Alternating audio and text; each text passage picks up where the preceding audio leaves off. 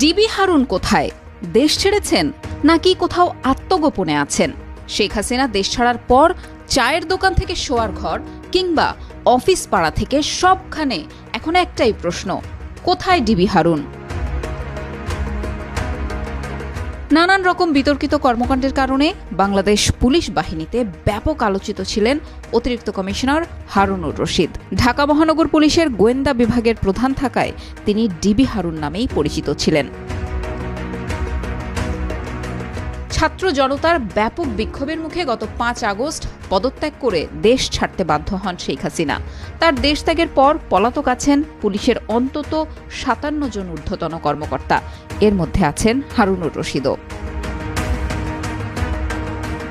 হারুনের পরিবারের সদস্য, পুলিশের সহকর্মী ও গোয়েন্দা সূত্রে জানা গেছে তিনি নিজের বাসা এমনকি আত্মীয় স্বজন কারো বাসাতেই থাকছেন না, তিনি গা ঢাকা দিয়ে দেশেই আছেন। তবে আরেকটি সূত্রে নিশ্চিত হওয়া গেছে ডিবির এই কর্মকর্তা গত 6 আগস্ট গণপিটুনির শিকার হয়ে রাজধানীর একটি বিশেষায়িত হাসপাতালে চিকিৎসাধীন। ডিবি হারুনকে নিয়ে জনমনে আরও একটি প্রশ্ন উকি দিচ্ছে। 5 আগস্টের শেষ কয়েক ঘন্টা কেমন ছিল তার? কি করেছিলেন তিনি? বেশ কয়েকটি নির্ভরযোগ্য সূত্র থেকে জানা গেছে ওই দিন ছাত্র জনতার ঢাকা অভিমুখে লং মার্চের ঘোষণার দিন পুলিশ অতিরিক্ত বল প্রয়োগ করবে, এমনটাই আগের দিন জানিয়েছিলেন ডিএমপির সাবেক কমিশনার হাবিবুর রহমান। হারুনুর রশিদ সহ সব ঊর্ধ্বতন কর্মকর্তারা সেদিন সকালেই চলে যান রাজধানীর সচিবালয়ের বিপরীতে আব্দুল গনি রোডের সেন্ট্রাল কমান্ড ও কন্ট্রোল ইউনিটে। ওই ভবন থেকে রাজধানীর কয়েকশো পয়েন্টে ক্লোজ সার্কিট ক্যামেরা পর্যবেক্ষণ করে পুলিশের মাঠের সদস্যদের অতিরিক্ত বল প্রয়োগের আদেশ দেওয়া হয়। সেদিন সেখানে উপস্থিত থাকা কয়েকজন পুলিশ সদস্য টিবিএসকে জানিয়েছেন সকাল থেকেই বেশ আত্মবিশ্বাসী ছিলেন হারুনুর রশিদ।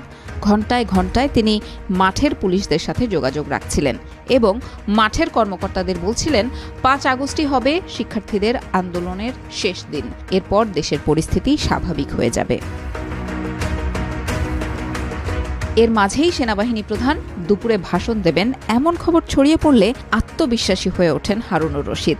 আব্দুল গনি রোডের সেন্ট্রাল কমান্ড ও কন্ট্রোল ইউনিটে থাকা অধস্তন পুলিশ কর্মকর্তাদের উদ্দেশ্যে হারুনুর রশিদ তখন বলেছিলেন, এবার সেনাবাহিনী নিশ্চয়ই ব্যবস্থা নেবে, অ্যাকশনে যাবে, আর চিন্তার কোনো কারণ নেই।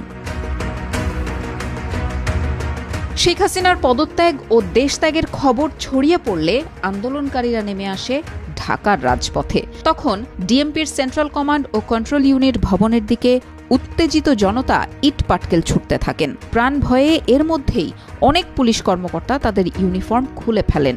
গেঞ্জি বা অন্য কোনো পোশাক পরে সেন্ট্রাল কমান্ড ও কন্ট্রোল ইউনিট ভবনের পেছনের প্রায় 13 ফুট দেয়াল টপকে পুলিশ সদর দপ্তরের সামনের রাস্তায় পড়েন। ঠিক একই কায়দায় দেয়াল টপকাতে গিয়ে পায়ে ও শরীরের নিচের অংশে ব্যাপক আঘাত পান হারুন। পরে সেখান থেকে তিনি আইজিপির সাথে চলে যান পুলিশ সদর দপ্তরে।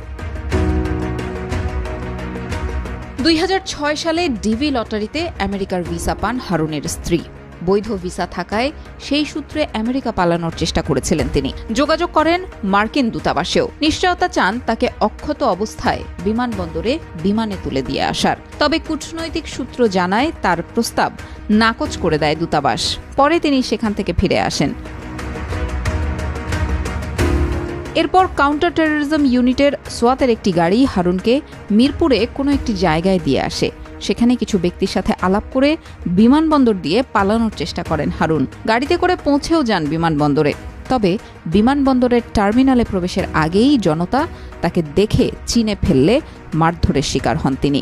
গুরুতর আহত অবস্থায় তাকে সেখান থেকে নিয়ে যাওয়া হয় রাজধানীর একটি বিশেষায়িত হাসপাতালে। সব শেষ খবর পাওয়া পর্যন্ত হারুন এখনও সেখানেই চিকিৎসাধীন অবস্থায় আছেন।